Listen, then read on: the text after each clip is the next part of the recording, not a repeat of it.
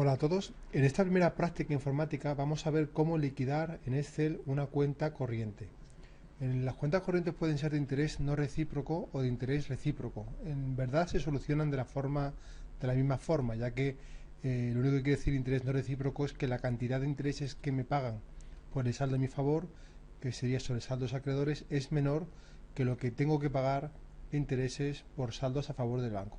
En caso de que fuera cuenta corriente de interés recíproco, bastaría con poner el mismo porcentaje de interés tanto sobre saldo deudores como acreedores.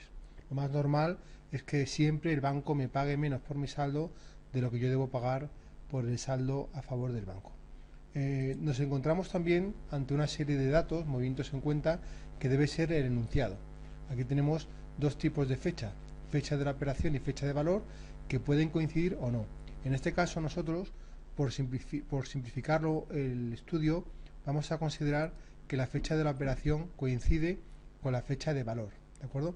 No es así, en realidad no es así, porque si yo hago un ingreso en efectivo, dependiendo de hasta qué hora haga el ingreso, la fecha de valor coincidirá con ese día o el día siguiente. Cuando hablamos de pagarés, hablamos de cheques, pues el vencimiento la fecha de valor puede ser 2 días o 3 días posteriores a la fecha a la cual yo ingreso el cheque o el pagaré. Pero como en cada país puede ser distinto y por simplificar, voy a considerar que la fecha de valor y la fecha de la operación van a coincidir, ¿de acuerdo? Bien, pues tengo aquí una serie de datos que me da anunciado y son las operaciones que tengo, 1 del 10, un recibo, etcétera, ¿no? Lo que debo hacer en primer lugar es trasladar todos los datos que aparecen aquí reflejados en el enunciado, trasladarlos al cuadro de liquidación de la cuenta corriente, que serían estos de aquí, ¿de acuerdo? La forma más sencilla de hacerlo es simplemente seleccionar tanto la fecha como el concepto, seleccionamos todo con el ratón, pulsamos el ratón en la parte derecha del ratón y le damos a copiar. Una vez que esté copiado, puedo pegarlo aquí, dándole al botón derecho del ratón, puedo poner pegado especial y pegar solamente el contenido, ¿de acuerdo? Aquí está pegado. Bien, pues ya tengo todos los datos, salvo la cuantía del importe, trasladados del enunciado al cuadro a través del cual voy a realizar la liquidación de la cuenta corriente. Lo segundo que es muy importante es trasladar el importe. No obstante, el importe no puedo copiarlo y pegarlo sin más, ya que debo identificar si la cuantía va a aparecer al debe o va a aparecer al haber. ¿De qué depende? Básicamente los conceptos debe y haber son conceptos contables, pero en este caso, como la contabilidad es del banco, sería un poco al contrario de lo estudiado en contabilidad. Por ejemplo, si yo soy el banco, todo lo que sea al debe es derechos y todo lo que sea al haber es obligaciones. Pero en este caso, si yo soy el titular de la cuenta, en este caso sería el concepto contrario. Todo lo que está al haber sería a mi favor y todo lo que está al debe sería en mi contra. Por lo tanto, si yo parto de un saldo a mi favor de 1.750 euros, ese importe debería aparecer al haber, ya que es a mi favor, ¿de acuerdo? Por lo tanto, lo que hago es, en lugar de copiarlo manualmente, escribir 1.750, para evitar tener problemas y equivocarme, lo que hago es pongo igual o más la casilla en la cual se encuentra la cuantía que quiero trasladar y pulso Enter. Ya he trasladado esta cantidad que es a mi favor a la cuantía al haber, ¿de acuerdo? El segundo movimiento sería recibo del seguro del local. Eso significa que yo pago este seguro. Al pagarlo iría en mi contra, ¿de acuerdo? Disminuiría el saldo de mi cuenta bancaria, por lo tanto iría al debe. A favor mía al haber, en contra mía, es decir, movimiento en contra de la cuenta, iría al debe. Lo pondría aquí. Transferencia a nuestro favor, es decir, yo recibo una transferencia, lo cual beneficia a mi cuenta corriente, por tanto sería al haber, pongo igual o más y selecciono el importe. Como veis, insisto, yo no los anoto manualmente para evitar confusiones. Compra de material de oficina. Al comprar material de oficina, lo que hago es pagar ese material. Es un movimiento que va a disminuir el saldo de mi cuenta, por tanto iría al debe, 4.520. Pago de talón. Como pago, el dinero sale de mi cuenta, es negativo para la cuenta, por lo tanto también iría al debe, 1.600. Ingreso en efectivo, ingresan en la cuenta, por lo tanto es a mi favor, un ingreso de 3.500, por tanto iría al haber. Transferencia a nuestro favor, sigue siendo a favor nuestra, por lo tanto a favor de la cuenta se incrementa el saldo, iría al haber. Por lo tanto, siempre movimientos que supongan una disminución de mi cuenta irían al debe, movimientos que supongan un incremento del saldo de mi cuenta irían al haber.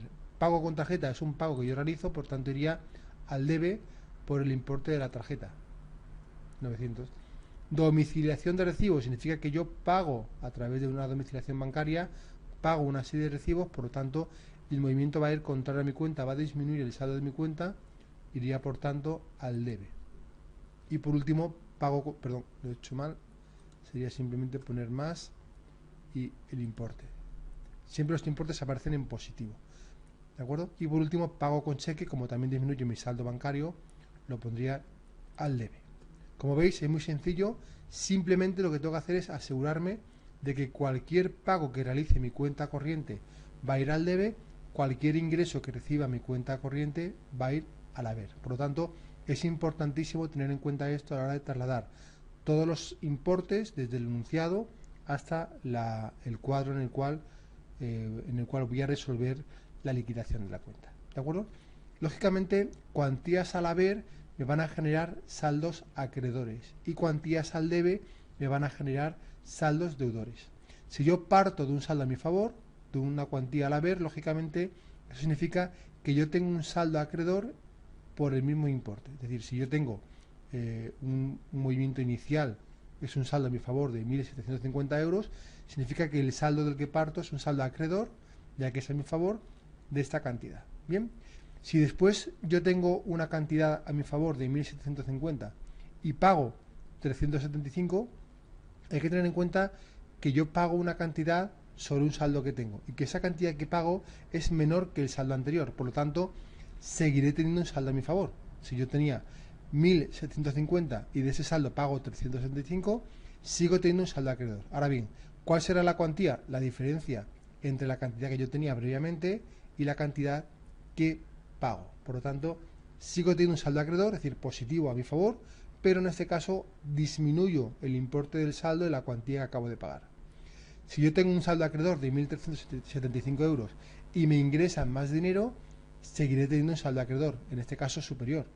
Sumaré a lo que tenía anteriormente lo que me acaban de ingresar. Por lo tanto, mi nuevo saldo acreedor va a ser mayor, ya que tengo un movimiento al haber de 1.800 euros, por la cuantía suma del saldo anterior, sería G23, esta cantidad, más la suma de lo que me acaban de ingresar.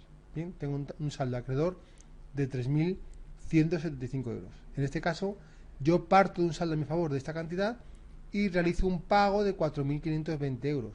En teoría, esta cantidad va a disminuir mi saldo. Es decir, si yo tengo 3.175 euros y pago 4.520, voy a tener un nuevo saldo que va a ser la diferencia entre lo que yo tenía y lo que pago. Como veis, es un saldo negativo. En el cuadro de liquidación de la cuenta corriente nunca puedo poner un saldo negativo. ¿Qué significa esto? Si es negativo significa que no es a mi favor, sino que es a favor del banco. Eso significa que debe ir al saldo deudor, ¿de acuerdo? De otra forma, yo tengo un saldo de 3.175 euros a mi favor y debo pagar 4.520, la cantidad que debo pagar es superior a la cantidad que tengo. Por lo tanto, dejo de tener un saldo acreedor y paso a tener un saldo deudor. ¿Cuál será la cuantía? La cuantía será lo que pago menos el saldo que tenía. Eso significa que después de pagar los 4.520 euros, me quedo con un saldo a favor del banco, debo al banco una cantidad de 1.345 euros. Y eso no se pone con saldo negativo como acreedor, sino se pone con saldo positivo deudor, ¿de acuerdo? Si yo debo al banco 1.345 euros y además pago 1.600 más, significa que ya le debo al banco ya no 1.300 sino más dinero. Le debo una cantidad superior que va a ser la suma de lo que le debía anteriormente más la cantidad que pago actualmente, ¿de acuerdo? Por tanto, yo debo al banco 2.945 euros y ahora me ingresan en el banco 3.500. La cantidad que me ingresan es superior a la cantidad que debo, por lo tanto, dejo de tener un saldo deudor y paso a tener un saldo acreedor. ¿Cuál será la cuantía? Pues la cantidad mayor, que es la que me ingresan, menos la cantidad que yo debía al banco antes de que me realizaran ese ingreso. Si yo debía al banco 2.945 euros y me ingresan 3.500, tengo un saldo a mi favor, un saldo acreedor, que va a ser la diferencia entre lo que me ingresan y lo que debía. ¿De acuerdo? Siempre es así. Veo qué saldo tengo y veo qué cantidad pago o me ingresan. En función de los signos, el resultado será acreedor si el saldo va a ser a mi favor o deudor si va a ser a favor del banco. En este caso concreto yo tengo un saldo acreedor a mi favor de 555 euros. Si me ingresan 1.500, sigue siendo un saldo a mi favor y será superior. Ahora tendré a mi favor lo que tenía anteriormente más lo que me ingresa, 2.055 euros. ¿De acuerdo? Este es el saldo que tengo a mi favor. Si de ese saldo debo pagar 900 euros, como lo que pago es menor que lo que tenía, pues sigue teniendo un saldo acreedor a mi favor, que va a ser la diferencia entre lo que yo tenía anteriormente y lo que he pagado. Después de pagar 900 euros, sigo teniendo un saldo a mi favor de 1.155. El siguiente movimiento también es un pago, y además es un pago inferior a la cantidad que yo tengo a mi favor. Por lo tanto, si yo tengo 1.155 euros y debo pagar 750, voy a pagar una cantidad menor que la que tengo, por lo tanto sigo teniendo un saldo a mi favor, que va a ser la diferencia entre los 1.155 y los 750 que pago. Si después de pagar 750 euros, sigo teniendo un saldo a favor de 405. Y ya el último movimiento, hago un nuevo pago de 600, que en este caso la cantidad que pago es superior a la cantidad que tengo en el banco. Por lo tanto, dejo de tener un saldo acreedor para tener un saldo deudor, cuya cuantía va a ser la diferencia entre lo que pago y lo que tenía anteriormente, que eran 405 euros. Por lo tanto, tengo unos números rojos, por así decirlo, de 195 euros. Es decir, yo debo al banco, después de hacer el último pago, 195 euros. ¿De acuerdo? Con lo cual, insisto, para poder calcular a partir de la cuantía cuál es el saldo, si es deudor o acreedor, me debo basar, aparte del primer movimiento, me debo basar en que si tengo un saldo acreedor y pago, debo comprobar que la cantidad que pago es menor que el saldo para que siga siendo un saldo acreedor, o que la cantidad que pago es mayor que el saldo para pasar a un saldo deudor. Y al contrario, si tengo un saldo deudor y me ingresan, si me ingresan más de lo que debo, pasaré a tener un saldo acreedor y al contrario. ¿De acuerdo? Bien, una vez que tengo un saldo, aquí tengo el vencimiento. En este caso, por simplificar, hemos considerado que el vencimiento de cada movimiento va a coincidir con la fecha de la operación. Podría no ser así, como realmente no es así en la realidad, ya que en la realidad cada operación tiene un vencimiento que puede ser distinto de la fecha de la operación. Pero aquí, por simplificarlo, vamos a considerar que coincide. ¿De acuerdo? A partir de aquí, lo que voy a hacer es trasladar todas las fechas de movimiento, trasladarlas a esta parte de vencimiento porque coinciden. ¿Qué hago? Pues pongo aquí igual o más el valor de la fecha de la operación, ¿de acuerdo? Y lo que hago es, lo hago no solamente en uno y luego lo arrastro, pulso el ratón en la parte inferior derecha para arrastrarlo, y de esta forma, sin necesidad de hacerlo uno a uno, me va a trasladar todas las fechas al vencimiento. Bien, aquí lo importante para saber cuál es la liquidación del impuesto es saber durante cuánto tiempo mantengo cada saldo. Es decir, yo empiezo con fecha 30 del 9 y tengo un saldo acreedor de 1.750 euros. ¿Durante cuánto tiempo mantengo ese saldo acreedor? Pues durante el tiempo en el cual permanece invariable el saldo, es decir, el tiempo que va desde el primer movimiento hasta el segundo. ¿Cómo lo hago en Excel? Pues lo que hago simplemente es poner la fecha del movimiento siguiente, la fecha de 1 del 10, y a esa fecha le resto la fecha del movimiento actual, que sería el 30 del 9. Si yo le doy a intro, aparece un día, porque va un día, solamente un día, desde la fecha del saldo anterior hasta la fecha del recibo del seguro. Es decir, durante un día mantengo el saldo de 1.750 euros. ¿De acuerdo? Y eso lo puede hacer uno a uno, siempre aquí restando la fecha del movimiento siguiente, restando a esa fecha la fecha actual. Lo puedo hacer uno a uno, pero también en Excel me da una serie de herramientas que simplifican mucho los cálculos, y es que si yo arrastro, pongo el ratón en la parte inferior derecha hasta que se convierte en un aspa, y arrastro, lo que va a hacer es copiarme esa fórmula. Siempre para cada casilla va a ser la casilla en la cual se encuentra la fecha siguiente menos la fecha actual, ¿de acuerdo? Y de esa forma lo puedo hacer para todos. Si os dais cuenta, la última fecha me sale un error, porque yo he copiado la fórmula que es restar a la casilla siguiente la casilla actual. Y como veis aquí, la casilla siguiente no tengo saldo ninguno, no tengo fecha ninguna. Para que esa cifra se corrija, lo que debo hacer es anotar aquí en la parte inferior la fecha de cierre, que como vemos está aquí en enunciado, sería el 31 del 12.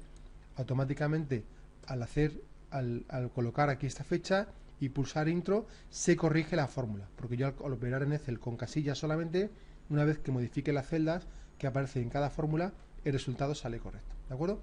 Por tanto, ¿qué significa esto? Pues que tengo este saldo acreedor durante un día, tengo este saldo acreedor durante un día, tengo este saldo acreedor de 3.165 durante 5 días, tengo estos saldos deudores durante 8 y 17 días, y de esta forma sé durante cuánto tiempo tengo cada uno de los saldos deudores y acreedores. ¿Y eso para qué me vale? Para que en función de cuál sea el saldo deudor y cuál sea el saldo acreedor, sabiendo los días que tengo inalterado un saldo deudor acreedor, puedo calcular cuáles son los números comerciales. Un número comercial no es nada más que un anticipo de la liquidación de la cuenta. Por tanto, yo sé que tengo durante un día un saldo acreedor de esta cantidad y sobre ese saldo acreedor voy a cobrar un 1,5%. Pues básicamente lo que tengo que hacer es multiplicar el número de días por el saldo acreedor, y eso va a ser un número comercial al haber. ¿De acuerdo? Saldos acreedores me van a generar números comerciales al haber, y luego esta cantidad más abajo en el cuadro lo multiplicaré por el tipo de interés acreedor, como luego veremos. ¿De acuerdo? Por tanto, siempre que tenga un saldo acreedor, pues multiplico el saldo acreedor por el número de días y me va a dar un número comercial al haber. Y eso va a ser para este primer movimiento, para el segundo saldo acreedor y para el tercer saldo acreedor. El cuarto saldo ya no es acreedor, sino que es deudor. Pues hago yo lo mismo. En lugar de generarme el saldo deudor un número comercial al haber, me va a generar un número comercial al debe, que va a ser también el saldo deudor por el número de días. Siempre multiplico saldo deudor o acreedor por el número de días, solo que el saldo deudor me dará números comerciales al debe y el saldo acreedor me dará números comerciales al haber. ¿De acuerdo? Aquí sería 2.945 euros de saldo deudor por 17 días esta cantidad. Aquí pasaría a tener un saldo acreedor, por lo tanto en este caso voy a generar un número comercial al haber. Multiplicaría el saldo números comerciales acreedores, perdón, el saldo acreedor por el número de días, y eso lo voy a repetir tantas veces como diferentes saldos acreedores tenga. ¿De acuerdo? No obstante, el último saldo es deudor, por lo tanto, en lugar de tener números comerciales al haber, al ser saldo deudor tendré números comerciales al debe, que igualmente lo calcularé multiplicando el saldo por el número de días. Ya he conseguido calcular los números comerciales al debe y los números comerciales al haber. Ahora lo que tengo que hacer simplemente es calcular el total de números comerciales al debe y el total de números comerciales al haber. Y para ello utilizo la fórmula de sumatorio. Si pulso en fórmulas, tengo aquí la opción de autosuma. Si yo pulso directamente en autosuma, Excel me va a proponer una suma, que en este caso solamente es este valor. No me interesa, yo quiero sumar todos los números comerciales al debe. Por lo tanto, en lugar de dejar seleccionada la propuesta de Excel, selecciono todas las casillas en las cuales tengo números comerciales al debe y pulso Intro. Igualmente, quiero calcular la suma de todos los números comerciales al haber, pues vuelvo a pulsar en fórmulas, autosuma, y Excel me propone sumar estos números comerciales, pero yo no quiero solamente estos, quiero todos. Por lo tanto, con el ratón selecciono no la propuesta de Excel, sino todas las casillas que tengan números comerciales al haber y pulso Intro.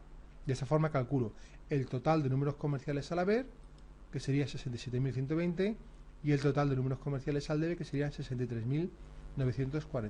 Bien, ya está la primera parte. ¿Qué es lo que he hecho realmente? He calculado el número de días durante los cuales se mantiene un saldo, ya sea acreedor o deudor, para que sobre esos números comerciales al debe, lógicamente, le aplicaré el interés deudor. Y sobre estos números comerciales al haber, le aplicaré el saldo, el tipo de interés acreedor, para practicar y calcular la liquidación de la cuenta corriente. Bien, vale, tengo aquí 3 huecos, desde luego 2 tienen que ser, uno para calcular los intereses deudores y otro para calcular los intereses acreedores. Pero en la primera línea lo que hago es poner la fecha de cierre, 31 del 12 del 2014, y poner saldo. Bien, ¿qué voy a hacer aquí? Pues lógicamente es anotar. ¿Qué saldo tengo? ¿Deudor o acreedor después del último movimiento? Pues un saldo deudor. Lógicamente el saldo sobre el cual voy a calcular la liquidación va a ser el último saldo disponible.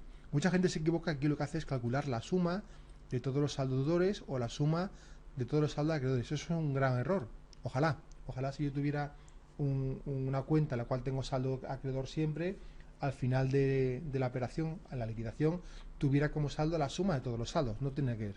Tengo solamente un saldo que va a ser deudor acreedor, dependiendo de cuál sea el saldo anterior, es decir, el saldo después del último movimiento. En este caso, como tengo un saldo deudor, sigo teniendo un saldo deudor sobre el cual voy a calcular todas las liquidaciones de intereses. Bien, en la misma fecha de cierre, 31 del 12 del 2014, voy a calcular cuáles son los intereses que me corresponde pagar y los intereses que me corresponde cobrar por los saldos, ¿de acuerdo? Por tanto, aquí pondré intereses, por ejemplo, deudores, y después pondré intereses acreedores. Bien. Lógicamente, intereses deudores son intereses a mi favor, irían como una cuantía al debe. ¿Cuál será la cantidad que me va a pagar el banco por los intereses a mi favor? Pues lógicamente ya tengo parte del trabajo hecho. He calculado cuáles son los números comerciales al debe. Por tanto, los intereses que me va a pagar el banco, que es a mi favor, por tanto irían al debe, va a ser los números comerciales al debe por el interés de saldos deudores. Sería el 8%. Es decir, me va a pagar un 8% anual sobre 63.945 números comerciales al debe. Lo que pasa es que los números comerciales son diarios y son días, y el interés deudor es un interés anual. Por lo tanto, no me basta con multiplicar esta cantidad por esta, porque estaría multiplicando días por interés anual, y eso es incorrecto. Para que esté bien, debo convertir los días en años, y para ello lo divido entre 360, ¿de acuerdo? Por lo tanto, sería multiplicar el capital, sería esta cantidad que está expresada en días, por el tipo de interés, que como es anual, lo convierto en interés diario para multiplicar, ¿de acuerdo? Y por tanto, ese interés deudor, que es un momento al debe, va a hacer que deba más dinero al banco. Ya no solamente debo 195, sino que además voy a deber los 14,21 de intereses deudores. Y para terminar, me quedaría por calcular los intereses acreedores. Los intereses acreedores se calculan multiplicando, lógicamente, acreedores es a mi favor, por lo tanto iría al haber. Entonces yo voy a tener en cuenta que sobre los números comerciales al haber debía aplicar el interés acreedor, pero como los números comerciales están en días y el interés es anual, lo debo dividir entre 360 para convertir el interés anual en un interés diario, ¿de acuerdo? Por tanto, la cuantía al haber es a mi favor, pero como yo debo 209 euros, si me ingresan esta cantidad, sigo debiendo una cantidad que va a ser menor, pero va a seguir siendo positiva, es decir, sigo debiendo dinero. A los 209 euros que debía, le resto lo que me ingresan, que sigue siendo una cantidad a favor del banco, es decir, debo al banco 206,41 euros. Bien, ya por último, con fecha de cierre igualmente, lo que voy a poner aquí es el saldo final, que va a ser la cuantía del saldo deudor después de la última liquidación, va a ser la cuantía final de la liquidación de la cuenta corriente.